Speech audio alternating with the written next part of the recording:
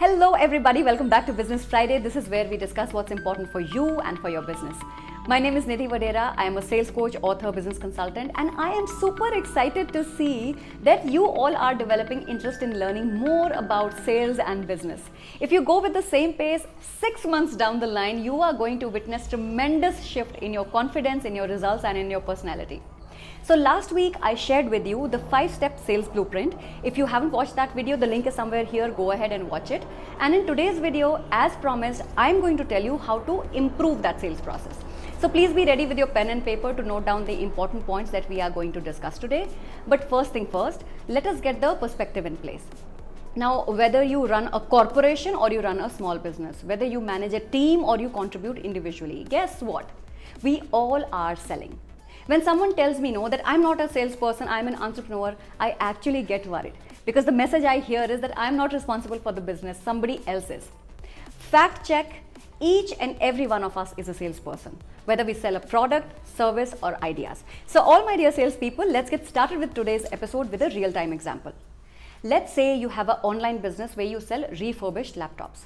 Now to promote your business, to get your customers' attention, you must be running some kind of ad campaign on Facebook, Instagram or some other social media platform, or even if it is organic reach, you are trying to get your prospects' attention. You are trying to tell your customers, look at the post, look at the ad campaigns so that they know you exist and what is it that you can do for them.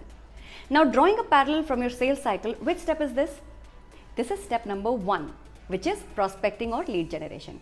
What you're trying to do here is to get some leads, to create awareness in your marketplace. Look at me, pay attention to me, click on the ad below, correct? Now, once your prospects click on that link, they are redirected to the landing page. On that landing page, they get more information about what you can do for them, what are you offering, what are you promising, are you giving something for free, are you inviting them for a webinar, will they get a free ebook? So this is the second step of the sales cycle where you are trying to qualify the leads. You try to find out who all are engaging with your product and service. See, the uninterested leads will either not come to the landing page, or even if they come, they will exit in no time. So the ones who are spending time means they are engaging with what you have to offer.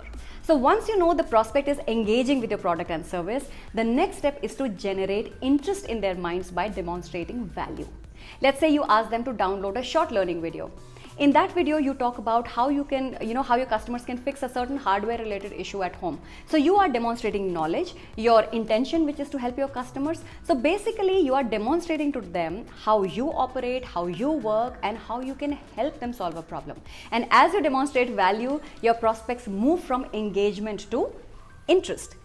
Now, if they watch the complete video, what does that mean? It means that they are interested in what you have to offer. So if they are interested, what should you do? You should negotiate and close the sale. Let's say that at the end of your video, the call to action is book a call with us so that you can understand your prospect's requirement better and close. Now, as you move towards closure, your customer moves from interest to commitment. So they have committed to taking your help, taking your company's help to solve their current problem. And this is where you enter the most critical stage of the entire sales process, which is delivery and fulfillment. The buyer is now going to experience, how it feels to do business with you. So if you don't live up to your customer's expectation in this stage, yes, they can ask you for a refund, but the bigger damage could be that they will never refer you to their circle for more business, or even worse, they will badmouth you. That is why I say it is a critical stage, so be extremely careful here. So from the customer's perspective, now the various stages of the sales journey that they go through are number 1, awareness. Then they move to engagement, then they develop interest, they commit, and finally they experience what you have to offer. See, I love to talk about sales, I love to learn about sales because I personally feel that it applies to all walks of life. You don't believe me? No problem, I'll give you a live example. Let's talk about your friendships. Okay, and we start from the start. So when you go to your college the first day, what do? You obviously look around. You find a few people who you can talk to, correct? Now, how is that related to the sales cycle? It's related because it is step number 1, which is lead generation. You try to figure out who are the people in the college, what kind of crowd is there. Out of all the people that you observe or you briefly interact with, you only ask a few, okay, let's go to canteen for tea. So from lead generation, you try to qualify the leads. You want to check whether they are willing to go with you or not. And then while having tea, what happens? You talk to each other. You demonstrate value through your conversation. You try to get each other's phone number. This is step number 3. And now that you have the phone number, you call each other, you text each other, you try to become friends with each other, you try to basically close the deal. And once you become friends, what are the experiences that you create for your friends? How do you deliver on your friendship? What kind of fulfillment do you create? So every step of life is about sales process, my friends.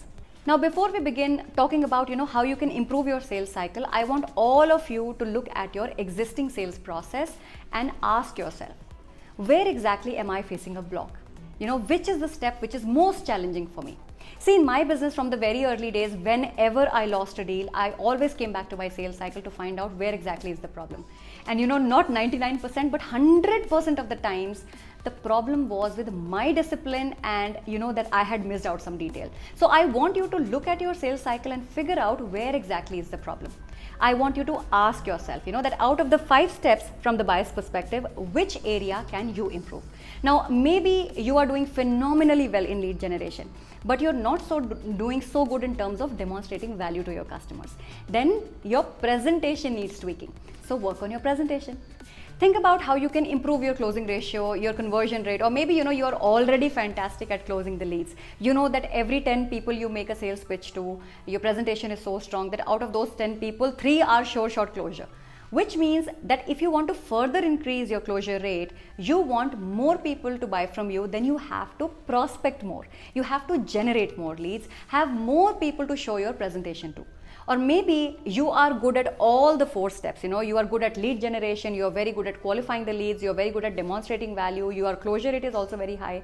But you are weak in generating the ease of doing business for your customers. You are weak at creating experiences, you neglect fulfillment, and that is why there is no repeat business for you, there is no referral business for you. Which means your delivery and fulfillment needs improvement. That's it. That's exactly how you improve your sales process and increase your business.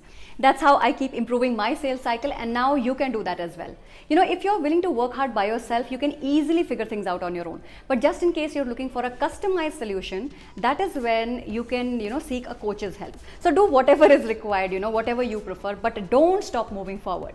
So this brings us to the end of today's episode. I am sure that you got a fair idea about how to improve your existing sales process. Don't forget to share this video with your friends and family who you think can be benefited by this information. Also, please take out a few minutes to check out our homepage. I post 2 new videos every week, one on Tuesdays where I summarize a non-fiction book, and on Fridays when I discuss business and sales strategies. So if you're interested in the knowledge of books and business, then do subscribe to the channel and become a part of our community. So that is all for today. Now I will see you on Tuesday. Till then, love your numbers, work hard for your dreams, and remember, guys, it is not going to work out till you start having fun. Happy selling.